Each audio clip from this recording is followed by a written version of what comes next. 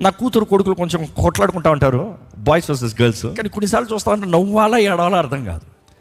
నా కూతురు అంటది, I will have a pink house, pink room, pink bathroom, pink bed, whole house is pink, big house.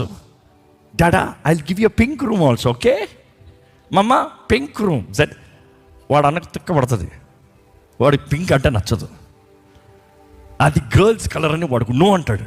వాడు అంటాడు నీకు ఇల్లే లేదు పో. అంటే ఈ స్టోరీ జరిగింది, ఇది నాకు తెలియదు. సడన్గా అది కూర్చొని ఏడుచుకుంటా ఉంది. ఏందే ఏడుస్తున్నావు అంటే, జడి అన్న నాకు ఇల్లు ఉండదు అన్నాడు. నీ వయసు ఎంత? 5 సంవత్సరాలు. దేని కొరకు ఏడుస్తున్నాను? ఇప్పుడు ఏమైనా తక్కువైందా?